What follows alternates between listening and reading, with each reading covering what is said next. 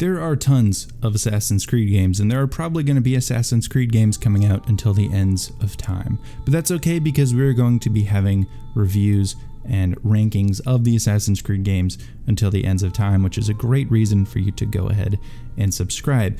But regardless, because of a recent video I made criticizing WatchMojo's list of the Assassin's Creed games, I was asked by many of you, my loyal and wonderful subscribers, to create my own list of the Assassin's Creed games. Now remember that this is a totally factual and objective list that cannot be disputed in any way and is definitely not just opinion, it is actual fact. So you should leave all of your angry comments telling me I'm an idiot down below, please and thank you.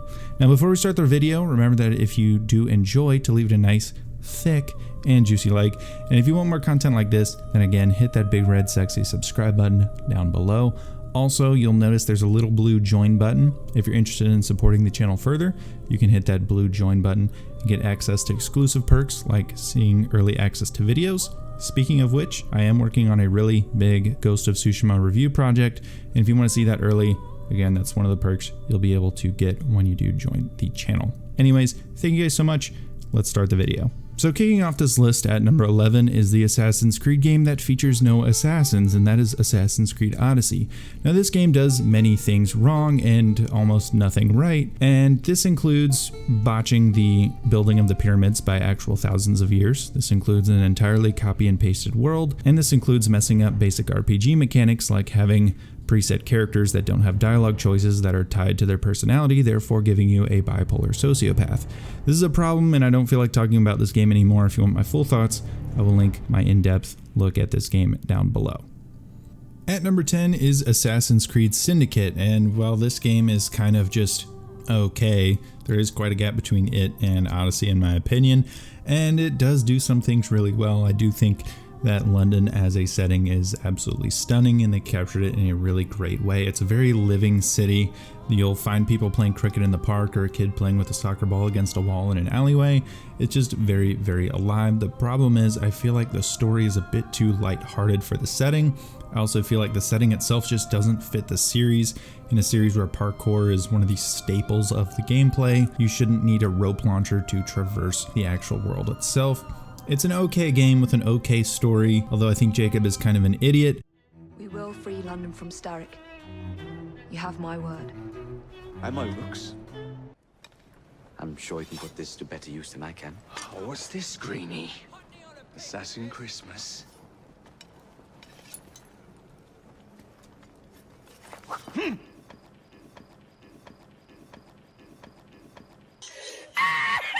I just don't think that it fits the series very well, and it's a bit too modern. Anyway, at number 9 is going to be Assassin's Creed Rogue. Now this one has all of the fun gameplay of Black Flag, with none of the story, none of the open world exploration that's worthwhile, and none of the awesome characters. Sure, Haytham and Adewale and Achilles return, and they're kind of interesting, but they don't have very large parts, and Haytham is kind of like a dry piece of paper for most of the story until the very, very end. Either way, Rogue is just an okay game with some fun gameplay that you can put a lot of time into, but it's not a overall great experience. I also think the story kind of falls apart pretty early on. I don't think the Templar argument is all that compelling in this game, and that really detracts from it for me, being that it is a Templar focused game. At number 8 is Assassin's Creed Unity. Now this game does have a ton of problems, but it also has a ton of cool things in it because it was quite the ambitious project. I think that the combat is pretty terrible because it wasn't refined to what it could be. I feel like in its final form it could have been something like we see in Ghost of Tsushima. The ideas are there, it's just not executed properly. It's also very buggy, so things like stealth and parkour, while they are very cool, they often just don't work properly, and that puts you into this unrefined, clunky, unforgiving combat system, and just overall the experience gets dragged down from there. I also think the story is quite mediocre, and the modern day is a total and utter waste of time. At the 7th spot, and this is where the games get quite likable in my opinion, that is Assassin's Creed 3. This game was also quite ambitious for the time. This was the series trying to push beyond Ezio and give a fresh new start to the series. And while I think the open world is really beautiful to look at and I love exploring the different cities, it feels very empty at times. I also think Connor is kind of a naive boy who stays a naive man through the entire game, and while there is his cut speech that just never got put into the game, not even the remaster for whatever reason, I feel like that would have been too little too late for his character. Regardless of it, he still feels like he's pretty naive throughout most of the game's storyline. He doesn't seem to learn from a lot of his mistakes, whereas you have Hatham on the other side, who makes a much more convincing argument for the Templar point of view and is honestly the reason the story is as interesting as it is. Overall though, the game does introduce naval, does have a fun open world, and I absolutely love the combat in this game. I also really like the setting, so it's here at the 7th spot. Now these next two games are really tied for the 5th spot, so it's not really 5 and 6, it's just two number 5s. I just couldn't really find a way to separate the two. They're both pretty similarly good and bad in equal ways. Up first is Assassin's Creed 1. Now this is the game that started it all, and it has all the magic and detail that Patrice Désilets envisioned for the series initially. Obviously you have the original Assassins at Masyaf, and you have the original Templars of the Third Crusade, the famous real-life versions of these organizations that would play in these games. And it's just a very interesting and magical series, and an interesting and totally non-covered setting at that time in gaming, or even since. I can't think of many other Crusade set games, and it just offers so much in the way of gameplay, being able to finally traverse and jump over buildings the way that you really couldn't in many other games at the time, the way that the story kind of mixes history and the kind of gray spots that weren't really covered, and how different organizations kind of fight for the fate of humanity in these different ways. It's just a very fascinating game. It's great to always go back and jump into AC1 and just feel how that game played and what the series was like and what the direction should have and could have been. Now this game does suffer from age as well as repetitiveness. While I do like the fact that you can investigate and find out who your target is, I do think that it gets quite repetitive because they don't change it up all that much in terms of what the mission types are. That kind of takes away from it, but I do like the story. I like seeing Altair go from this overconfident, cocky, young master assassin to someone who is humbled and dropped all the way down to the most basic rank, and he has to work his way back up. I think Altair is an interesting character. Now, we don't know much about him at the time of this game's release. Obviously, it's the first game in the series, but once you learn more about Altair, he becomes an even better character, and we'll see that in one of the games coming up. At number 5 is Assassin's Creed Origins. Now, this game is the one that sort of changed the series. It was another era of reset and refresh for these games after what happened with Unity. Now this is where the games became a full-on RPG in a way. There was leveling systems, there was freeform combat, and the game took us all the way back to ancient Egypt. Now this game is fun, and it is definitely carried by Abukar Salim's performance as Bayek of Siwa. It's a phenomenal performance, and he, along with the rest of the cast, the side characters like Aya, Cleopatra, Ptolemy, Caesar, they're all very interesting characters. This game is dropped down by its pretty forgettable villain, as well as the parkour being somewhat kind of streamlined to the point of boredom. It's just hold the stick forward and you just move. There's not much else to it, whereas other older games had much more depth to the parkour and it was much more engaging. This one is quite streamlined, but again, the open world is beautiful, the story is great, the characters are great. I do really enjoy Origins. Sleep. I never sleep. I just wait in the shadows, and I will kill you all. Everyone who sniffed the air that day in Siwa! Now these top 4 games are the ones that really separate themselves from the rest of the series for me, and the ones that I've replayed just numerous times. Starting off at number 4 is going to be Assassin's Creed 4 Black Flag, kind of fitting for the spot it's in. This game I've replayed so many times, it's honestly insane. I really do enjoy the pirate theme to it. It's just something I grew up with. I just like the idea of pirates, and while most people aren't totally on board with that idea, I think regardless of if you like the pirate theme or not, this is still a great game. Between the naval combat that is better than most pirate games that are dedicated pirate games, and the ability to explore this beautiful open Caribbean Sea, explore these different islands and go to these different places and build up your little private island escape. It's a very fun game.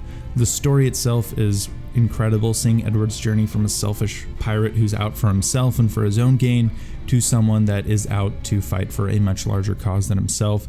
It's such an excellent journey. It goes through so many different parts of fun to heartbreak to sadness to happiness, all kinds of different things. It's just a very fun game to play through.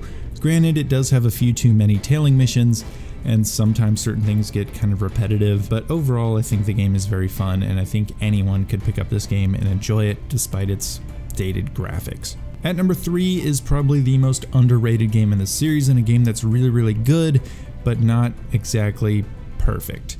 And that is Assassin's Creed Revelations. This is the game that wraps up Ezio and Altair's story and ties it in with Desmond and his journey through the Animus with Subject 16. I really enjoy this game. I feel like the series started to bloat their games a little too much. They introduced the tower defense system, which I don't think I ever actually played aside from the mandatory part in the story where it makes you play it.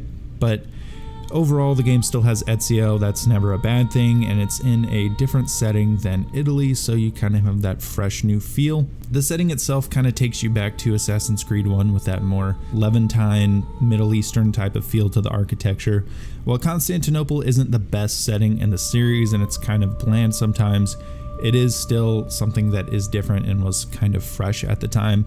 Overall, though, the story is one of the most well-written and probably the strongest narratively in the entire series, just because it ties so many things together and it overlays so many things like Altair's life along with Ezio's, and it's kind of like Altair teaching Ezio through his memories in a way. It's a very interesting and phenomenal story, and I honestly can't say enough good things about the story despite the other flaws that the game might have. At the 2 spot is Assassin's Creed Brotherhood, and this is one of those just flawless games. Brotherhood is an incredible game to play through. Rome is vast and expansive, and you can renovate it, and you can do so many cool things in Rome, like recruiting different people to join your Brotherhood, then which you can use in combat. You can call in assassin recruits to take out targets for you. You also have the chain kills, which makes the combat very quick, very efficient, and very fun. You just feel like the ultimate badass when you are doing the combat in this game.